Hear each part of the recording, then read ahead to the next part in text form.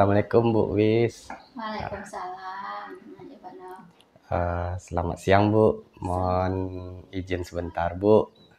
Maksud Nofri datang ke sini itu rencananya mau sedikit mewawancarai Bu karena ada tugas. Sekarang Nofri dari guru penggerak angkatan 11 Bu. Jadi ada tugas modul 3.1 Bu tentang mewawancarai kepala sekolah tentang kepemimpinan dalam dilema etika dan bujukan moral Bu. Mungkin kira-kira apakah Ibu bersedia untuk beberapa menit ke depan Bu? Insya Allah. Bapak Nofri apa yang Terima kasih banyak Bu. Nofri dari SMK 3 Bu. Sekarang menuju SMK 4 dan bersama Ibu. Mungkin kita mulai pertanyaan pertamanya Bu. Selama Ibu menjadi pemimpin Bu, kira-kira bagaimana ya cara Ibu untuk dapat mengidentifikasi kasus-kasus yang merupakan dilema etika atau bujukan moral Bu? Iya, baik Pak Nofri. Kalau terkait dengan dilema etika ataupun bujukan moral, nah itu dalam sebuah kepemimpinan itu akan selalu ada, karena memang banyak kegiatan permasalahan-permasalahan itu yang memposisikan kita berada pada dilema etika ataupun bujukan moral. Nah, bagaimana mengidentifikasinya? Tentunya kita akan melihat permasalahan itu posisinya berada di mana, kemudian apa penyebabnya, dan imbasnya nanti bagaimana, apakah imbasnya itu ke banyak orang atau ke individu tertentu. Nah, seperti itu dalam hal mempertimbangkan untuk kita mengambil keputusan, kita lebih berfokus pada sesuatu yang menguntungkan siswa atau yang baik untuk siswa. Berpihak kepada peserta didik ya Bu? Peserta didik. Ya. Baik Bu. Kemudian Bu, selama ini Bu, bagaimana cara Ibu untuk mengambil keputusan yang mana keputusan tersebut sama-sama mempunyai kepentingan Bu, baik itu kepentingan pribadi ataupun kepentingan dengan nilai-nilai kebajikan yang ada Bu. Bagaimana kira-kira Ibu mengambil keputusan jika sama-sama ada kepentingan seperti itu Bu? Yang seperti tadi yang disampaikan, untuk pengambilan keputusan kita akan lihat dulu ini permasalahannya, penyebabnya apa, kemudian nanti dampaknya atau akibatnya apa. Nah, kalau misalnya ini kita sama-sama menguntungkan, misalnya ini kalau kita ambil keputusan ini baik, dan kalau keputusan yang B kita ambil baik misalnya. Yang menjadi pertimbangan yang utama itu untuk pengambilan keputusan adalah dari dampaknya, dari keluasan dampaknya. Kemudian kembali lagi mesti berpihak kepada peserta didik. Didik Bu. Kemudian Bu, kira-kira ada nggak langkah-langkah jitu atau langkah-langkah prosedurnya Bu dalam Ibu menentukan sebuah kebijakan tersebut Bu? Ada nggak kira-kira bagaimana cara Ibu mengambil langkah-langkah untuk kasus-kasus dilema etika ini Bu? Langkahnya. Langkah-langkah ya untuk trik-trik. Ya trik and triknya Bu. Iya. Di SMK 4 bagaimana? Yang saya lakukan untuk pengambilan keputusan yang tetap menjadi acuan utama adalah murid. Jadi kalau misalnya kita mesti mengambil keputusan misalnya terkait suatu permasalahan yang melibatkan siswa dan guru, kita Ibu sebagai kepala sekolah, maka keputusan yang akan Ibu ambil itu adalah keputusan yang berpihak kepada murid, seperti itu. Nanti bagaimana dengan gurunya, kita akan mencoba mengarahkan guru agar lebih memperhatikan apa kebutuhan murid. Ya.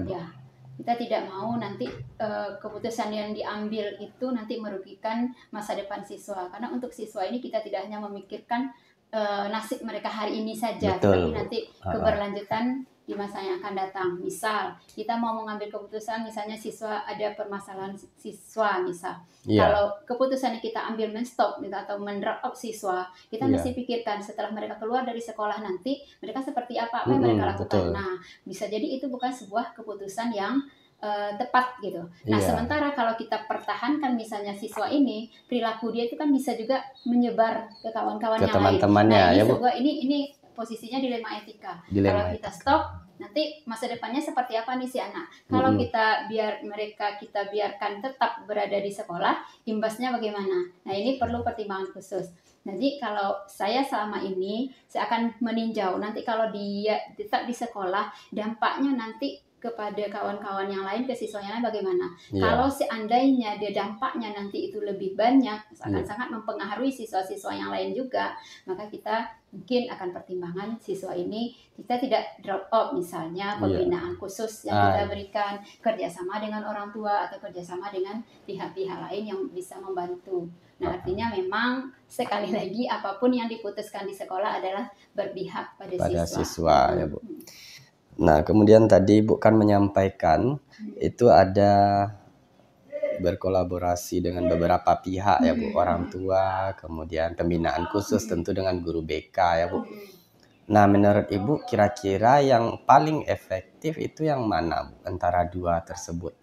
Kalau Ibu mengambil keputusan? Ya, tergantung posisinya di mana dan tergantung permasalahannya juga. Makanya kalau ada sebuah permasalahan kita mesti telusuri dulu penyebabnya apa. Nah, kenapa jadi permasalahan ini? Kemudian unsur-unsur yang terkait dengan permasalahan tersebut siapa-siapa saja. Nah, jadi nanti untuk pembinaannya atau penyelesaian masalahnya kita akan kaitkan unsur-unsur terkait dengan masalah itu siapa saja. Nah, jadi apanya seperti itu gitu. Jadi kita misalnya ini kalau siswa bermasalah kita akan kerjasama dengan BK, atau siswa bermasalah kita hubungi orang tua, kolaborasi dengan tidak semata-mata seperti itu saja. Kita telusuri dulu penyebab masalahnya apa, kemudian pihak-pihak yang terkait dengan masalah itu siapa-siapa saja. Nah, baru nanti kita akan pertimbangkan untuk pembenahannya kita akan bekerja samanya atau kolaborasinya dengan pihak yang mana.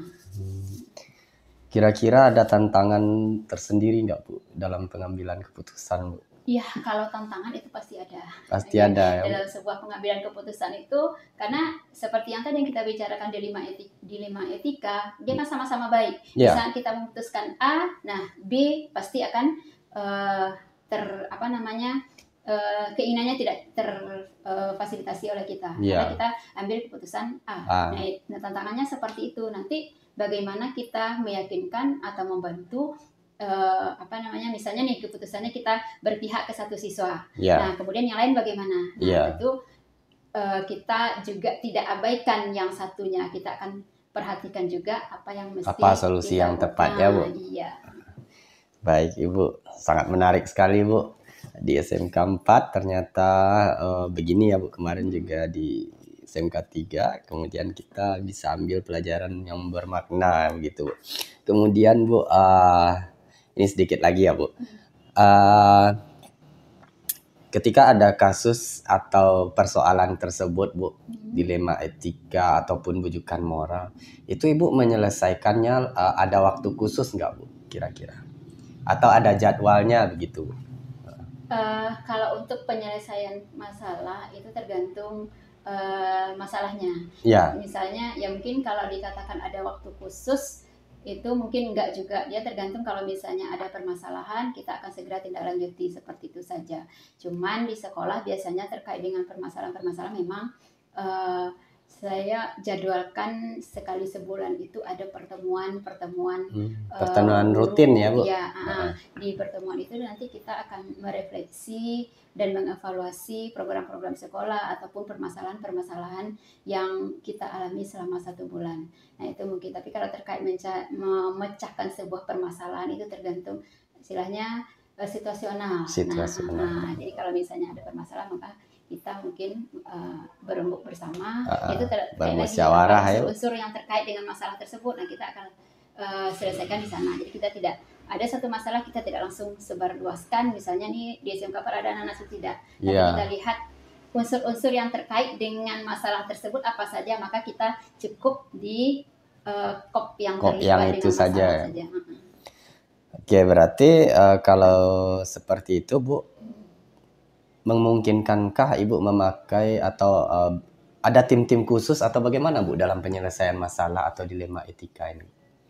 Ada enggak Ibu tim-tim khusus mungkin yang ikut membantu Ibu dalam menyelesaikan? Iya, tentunya kalau misalnya terkait kesiswaan kita memang punya tim khusus, tim kesiswaan. Apakah itu permasalahan-permasalahan siswa dalam pembelajaran kemudian atau permasalahan-permasalahan karakter atau perilaku siswa, kita memang punya ada tim. Kemudian terkait dengan permasalahan-permasalahan yang terkait dengan kebijakan sekolah, itu kita kan memang ada tim di sekolah, ada unsur pimpinan. Nah, jadi kalau misalnya ada permasalahan-permasalahan tertentu, sebagai kepala sekolah memang saya tidak putuskan sendiri, harus berkoordinasi dulu.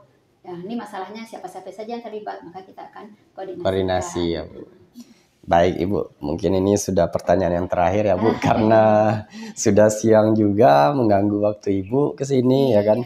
Jadi yang terakhir ini Bu, kira-kira apa sih yang bisa kita petik dari bujukan moral dan dilema etika yang Ibu sampaikan tadi Bu? Kira-kira apa pesan moralnya seperti itu? Ya mungkin pesan moralnya seperti itu Pak Noh. Di saat kita berada pada posisi harus mengambil keputusan dalam posisi dilema etika, makanya kita memang mesti pertimbangkan keputusan itu adalah yang berpihak kepada murid. Nah, kemudian kalau terkait dengan bujukan moral, yaitu kita lihat dalam mengambil itu, kita lihat dampak dari segi keulasan dampaknya.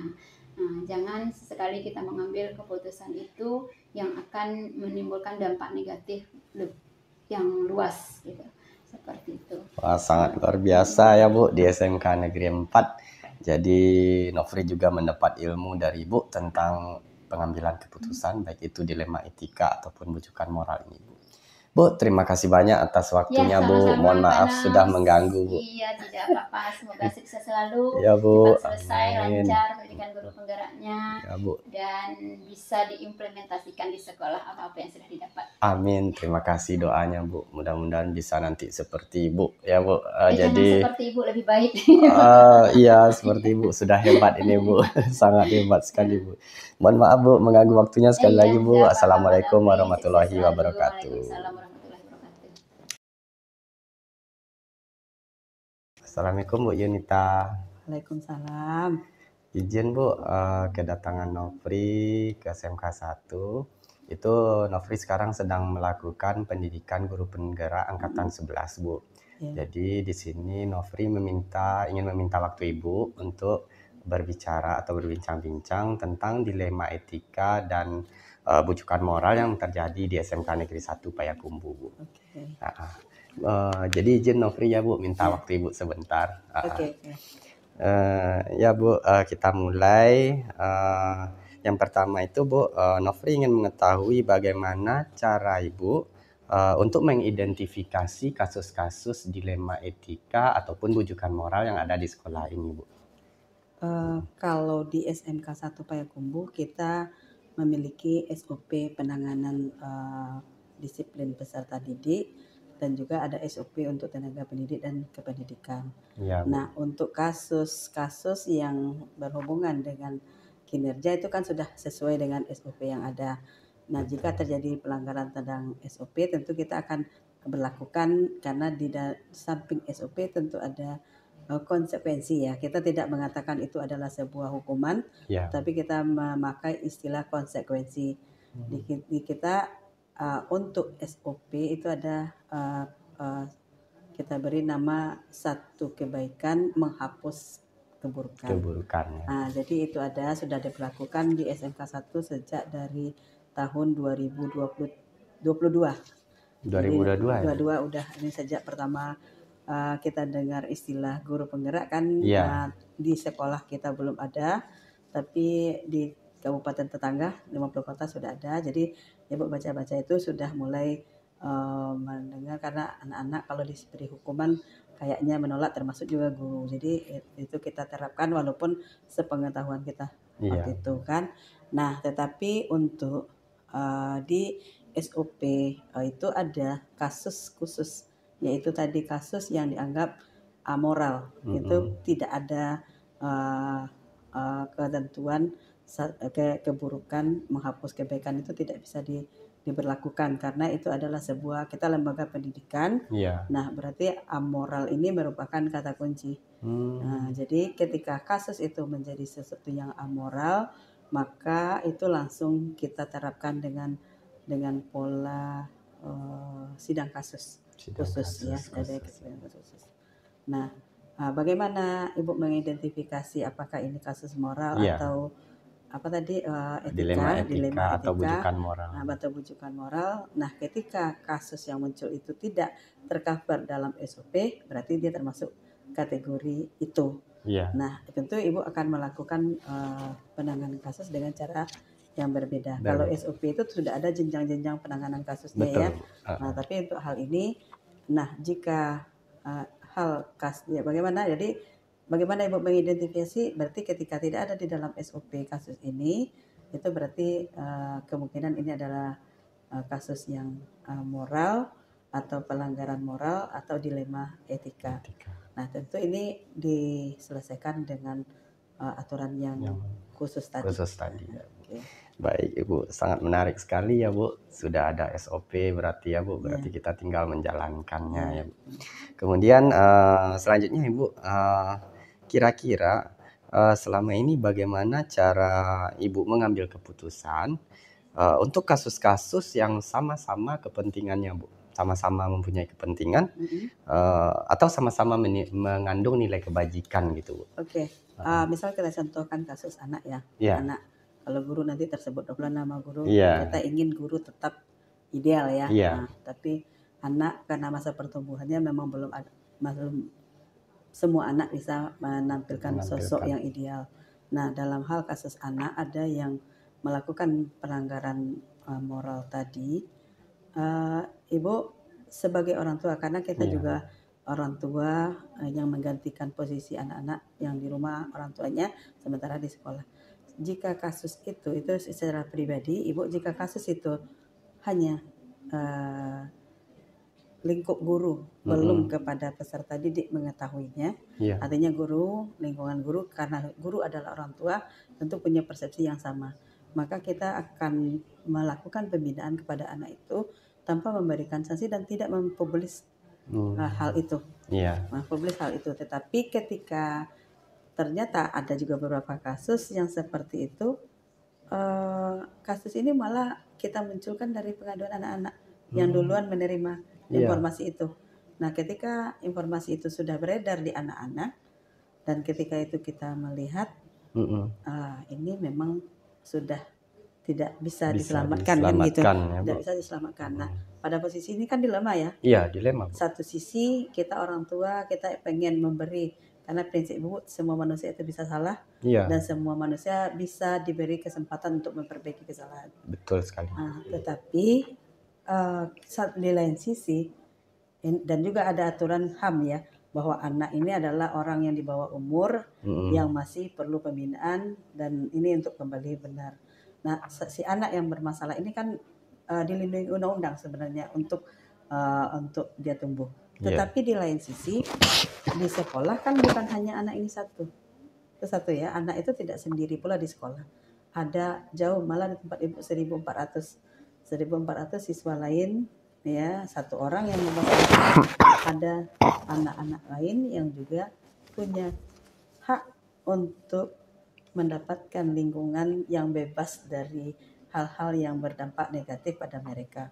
Nah, kalau ada sisi kita lepaskan anak ini kembali bersama teman-temannya, ada kekhawatiran juga sebagai orang tua, anak ini kita amankan, anak yang lain bagaimana? Itu kan sebuah pemikiran yang lumayan ini. Ada sebagian guru mengatakan udah buang aja yang itu, lalu yang ini. Nah, kami secara ini terpaksalah melakukan bagaimana mengambil sikap yang anak ini diselamatkan, yang lain tidak berdampak. Nah, itu yang harus kita ambil dalam keputusannya sebijak mungkin. Tapi ini sifatnya kasus, tidak bisa seperti SOP tadi kan siapapun akan berlaku sama ya kalau SOP. Nah, kalau yang kasus ini akan ada kebijakan yang terbaik dalam situasi dan kondisi yang ada pada waktu itu. Berarti menyesuaikan ya Bu, sesuai dengan situasinya dan begitu ya. Karena kasusnya pun tidak akan mungkin sama.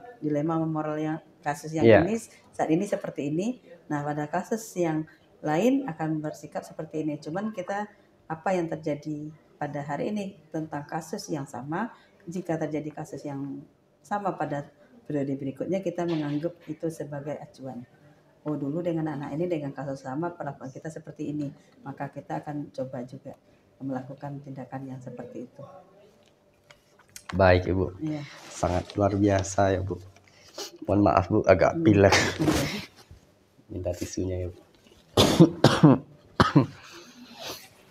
Baik Bu, ini sedikit lagi nih Bu. Kira-kira dalam yang sudah Ibu sampaikan tadi, itu ada tantangan nggak Bu yang Ibu rasakan? Ada tantangan dari orang tua, pengambilan keputusan yang kita ambil, yang sudah kita pikir ini adalah solusi terbaik. Yang situasi kondisi yang terjadi ini solusi yang terbaik. Terkadang karena keputusan kita ini kan berefek kepada pihak ya, lain pihak. Kadang-kadang dari orang tua siswa sendiri ada tantangannya. Bahkan yang dari guru-guru sendiri juga ada. Nah, selama ini kalau untuk yang di lingkup orang tua dan guru itu kita bisa bincangkan lagi dan akhirnya terdapat penyamaan persepsi sehingga dapat diterima, sama-sama diterima. Yang terkadang menjadi masalah adalah ketika keputusan kita yang sesungguhnya dengan guru, dengan orang tua siswa udah clear oke, tetapi ketika nanti datang pihak luar yang mengatasnamakan penegakan hukum atau apa, akhirnya kadang-kadang kita menjadi persoalan baru, yang masalah yang dilema intinya, lagi ya Bu. Ya, persoalan yang tadi udah selesai timbul lagi masalah baru, dilema baru ya Bu. Itu ada. Baik Ibu. Kemudian Bu, kira-kira Bu, itu Ibu menyelesaikan satu, kan tadi ada beberapa permasalahan kan Bu, sampai permasalahan baru pun muncul kembali sebagai dilema. Itu kira-kira Ibu menyelesaikannya ada punya waktu khusus nggak? Kalau waktu khusus sebenarnya tidak, karena Ibu biasanya selesaikan semua persoalan-persoalan yang ada itu kita selesaikan di jam kerja. Karena kita berprinsip di jam kerja kita sudah habiskan waktu, termasuk juga apalagi kalau melibatkan guru-guru. Ya, kasus ini harus melibatkan guru, harus menambah lagi. Kita mengupayakannya tetap di jam kerja, artinya tidak waktu khusus. Tetapi kalau ternyata nanti sudah terlibat pihak luar seperti tadi, tentu kita kan nggak punya lagi. Jadi kalau sifat penyelesaiannya masih internal di dalam sekolah, itu kita manage waktunya tetap di jadwal bisa disegerakan jam tugas dan secepatnya. Kecuali ada kasus yang luar biasa betul. Nah, contohnya mungkin, dan kejadiannya mungkin di luar jam sekolah juga kan ada kejadian itu terjadi di luar jadwal sekolah dan di luar lingkungan sekolah. Betul. Nah, kadang-kadang itu memang terpaksa ada beberapa orang yang harus kita ini, tapi prinsipnya begitu ada kasus muncul kita akan secepatnya menyelesaikan, jangan ditunda, karena penundaan itu membuat kasus semakin berat. Dan nanti apalagi bertambah lagi pihak ketiga tadi bertambah lagi ya Bu. Jadi ketika ada kasus kita tuntaskan sedapat mungkin, jangan sampai informasi atau kasus ini bisa menyebar ke pihak-pihak di luar yang berkepentingan, karena semakin sedikit yang tahu semakin cepat kita menyelesaikan. Sangat berharga Bu tipsnya. Kemudian Bu, mungkin kita sudah di ujung-ujung ya Bu, ujung-ujung sesi. Nofri ingin menanyakan, selain waktu khusus ada nggak Bu tim khusus Ibu untuk penyelesaian kasus-kasus seperti dilema etika ataupun rujukan moral ini? Kalau untuk yang bersifat standar masih dalam lingkup SOP, itu kasus itu biasanya di lini-lini yang sudah ditetapkan ya, mulai dari penanganan 1 itu dari guru mapel, lalu guru mapel bersama wali kelas, lalu guru mapel ditambah guru BK, enggak juga selesai masalah guru BK ditambah lagi wakil kesiswaan, dan akhirnya di ujung baru bersama kepala sekolah. Itu untuk kasus yang SOP tadi, walaupun itu adalah mungkin dilema moral, dilema etika, itu pasti akan ada masalah, tapi bukan kasus amoral tadi ya. Nah, tapi kalau untuk yang bersifat kasus spesial tadi yang melanggar standar SOP, itu biasanya itu langsung ke kepala sekolah, dibawa ke langsung ditangani oleh kepala sekolah, tapi Ibu dalam pengambilan keputusan tidak akan sendirian. Jadi tim yang sudah dibentuk kami untuk pengambilan keputusan yang sifatnya seperti itu mengumpul semua unsur pimpinan. Tim umpin ya Bu. Unsur pimpinan ditambah dengan pihak-pihak yang terkait dan juga ada perwakilan dari lingkungan, misalnya LPM ya, itu sudah LSM. Kami sudah membuat MOU dengan itu buat Babinsa mungkin ya, itu sudah ada MOU. Kalau kasusnya sudah berat ya Bu. Ya berat. Nah itu kan ketika kasus itu kami timbang itu adalah sesuatu yang urgent dan harus melibatkan. Nah tim yang sudah terbentuk, apalagi sekarang kan ada tim anti kekerasan dan di sekolah itu. Nah itu kita fitkan. Kalau memang kasus ini memang harus ditangani secara spesial dan urgent seperti itu, semoga itu kita undang untuk menyelesaikan. Baik Bu, terima kasih Bu. Ini sudah di penghujung Bu. Kira-kira Bu, selama Ibu pengambilan keputusan itu apa yang Ibu rasakan yang bisa kita petik Bu? Pesan moralnya mungkin Bu, yang bisa Nofri bawa nanti ke SMK 3 Bu. Kalau tadi kasus yang sudah SOP itu enggak perlu. Karena barangkali kadang baru tahapan kedua saja udah selesai, kepala sekolah nggak terlibat gitu kan. Tetapi ketika kasus itu adalah kasus yang luar biasa, yang jujur kita sebagai manusia kan kadang-kadang juga shock.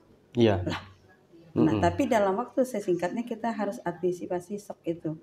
Maka Ibu sarankan ya seperti kok bisa gini ya kan Bu. Dalam itu maka tipsnya tadi yang Novi tanya Bu. Mindfulness. Luar Stop biasa sebentar kan pasti shock kita sebagai manusia ketika kasus itu tidak terbayang dilakukan oleh anak-anak itu umpamanya, atau tidak terbayang hal itu dilakukan oleh guru kita gitu kan, dengan kan pasti sebagai manusia ya wajar shock. Dan pada waktu itu kan anak buntu apa yang harus saya lakukan. Nah pada waktu itu kayak ilmu dalam guru penggerak itu berguna. Stop dulu sebentar. Lalu tarik nafas. Ya kalau orang Islam berzikir berzikir. Allah, gimana tarik nafas sambil zikir, insya Allah kan kita shock itu nanti muncul jalan keluarnya. Baru inspirasi apa yang harus saya lakukan, baru kita lakukan lagi sistematika berpikir yang tenang tadi, mungkin keluar lagi dia. Ya Bu, sangat menarik Bu dan sangat berharga. Kemudian Nofri mendapatkan ilmu juga di sini bersama Ibu Kepala SMK Negeri 1 Payakumbuh. Kemudian terima kasih banyak atas waktu Ibu. Mohon maaf mengganggu Bu. Semoga nanti apa yang Ibu sampaikan bisa Nofri ambil hikmahnya, kemudian bisa juga nanti ditularkan ke rekan sejawat gitu. Terima kasih banyak Bu atas ilmunya. Mohon maaf mengganggu waktu Ibu, dan akhir kata assalamualaikum warahmatullahi wabarakatuh. Assalamualaikum Bu, selamat siang. Waalaikumsalam, selamat siang Pak Nofri. Ya Bu, begini boleh minta waktu Ibu sebentar? Baik, siap. Ya mungkin saya akan bertanya sedikit Bu, atau mengambil ilmu dari Ibu sebagai Kepala SMK Negeri 3 Payakumbuh. Kebetulan pada saat ini Nofri sedang melaksanakan CGP Angkatan 11. Jadi untuk tugas mewawancari kepala sekolah, dan salah satunya itu Ibu yang ingin Nofri wawancarai. Oke, baik, disilahkan. Baik Bu, izin menanya nanti Nofri sekitar dilema etika Bu. Jadi mungkin di sekolah kita ini kan banyak terdapat kasus-kasus, tentunya Ibu sebagai kepala nanti akan melihat dari masing-masing individu peserta didik ya Bu. Kemudian kira-kira bagaimana Ibu mengidentifikasi kasus yang ada di sekolah ini yang berupa dilema etika itu Bu? Baik, mungkin atas pertanyaan Pak Nofri bisa Ibu jawab bagaimana mungkin kita dapat mengidentifikasi tentang persoalan-persoalan atau dilema etika. Mungkin kita lebih mengarah kepada guru atau GTK ya, guru dan tenaga kependidikan. Yang pertama tentu kita harus melihat isu-isu itu ada isu-isu yang memang strategis atau isu-isu yang berupa non-strategis atau yang negatif. Yang kedua, kita bisa mendapatkan pendataan atau mengidentifikasi melalui laporan, baik itu personal maupun kelompok. Kemudian juga bisa didapat dari temuan atau pengamatan langsung yang kita selalu setiap hari melihat apa-apa yang terjadi di lingkungan sekolah. Kiranya seperti itu penataan. Sehingga nanti kita menghimpun dan melakukan pencatatan sehingga ini menjadi data yang bisa mungkin kita jadikan sebuah persoalan yang harus diselesaikan. Selanjutnya, bagaimana kira-kira Ibu menjalankan untuk pengambilan keputusan untuk kasus-kasus yang sama penting, Bu, seperti yang mengandung nilai kebajikan seperti itu, Bu. Kira-kira bagaimana Ibu dalam pengambilan keputusan jika Ibu temui kasus-kasus yang demikian? Baik, sebenarnya ini kan persoalan kita sehari-hari. Jadi ketika ada persoalan kita harus mencarikan solusi atau jalan keluarnya. Salah satu dengan berkoordinasi dengan yang berkompeten di bidangnya yang memang terlibat dalam persoalan yang sedang kita bahas. Itu melalui pembinaan-pembinaan, bisa melalui pendekatan persuasif, bisa melalui dialog, bisa melalui koordinasi dan mencarikan solusi sehingga keputusan itu tidak menjadi sesuatu yang salah. Itu kiranya yang pernah kita lakukan di sekolah. Berarti dilakukan dialog ya, Bu, pendekatan persuasif. Baik Ibu, mungkin pertanyaan selanjutnya, Bu, dari masalah yang sudah Ibu jelaskan tadi, hal apa menurut Ibu yang paling efektif dalam pengambilan keputusan, Bu? Kan tadi ada Ibu menjelaskan tentang dialog, pendekatan persuasif, kemudian ada dengan tim. Kira-kira mana yang paling efektif menurut Ibu? Baik, jadi menurut hemat Ibu dan apa yang harus kita lakukan di dalam pengambilan keputusan agar tidak salah, ini perlu pertimbangan. Pertimbangannya apa? Pertimbangan baik itu tentang pribadi maupun pertimbangan kedinasan. Kadang-kadang persoalan itu mungkin menyangkut kepada persoalan pribadi tapi mengganggu sistem kedinasan. Jadi kita harus melihat sudut-sudut itu harus bisa kita pisahkan, ini kepentingannya pribadi, ini kepentingannya kedinasan. Sehingga nanti ketika keputusan itu berdampak kepada pengaruh kedinasan, tentu kita harus melihat di sini bahwasanya persoalan pada guru itu di dalam keputusan harus menyangkut kepada tupoksi. Jadi sebagai guru tupoksinya apa, dan si guru itu harus melihat betapa penting tugas yang telah diembannya di secara kedinasan.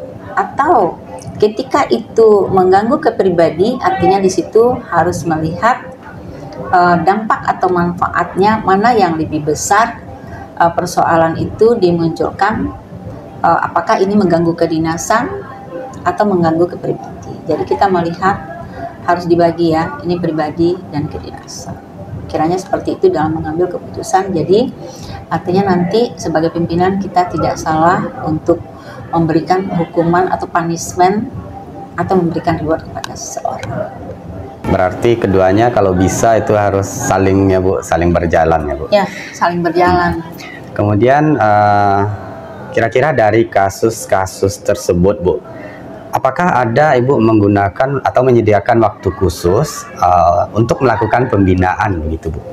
Ya, sebenarnya mungkin waktu khusus ketika ada persoalan, tentu kita harus menyediakan waktu khusus untuk menyelesaikan persoalan-persoalan itu.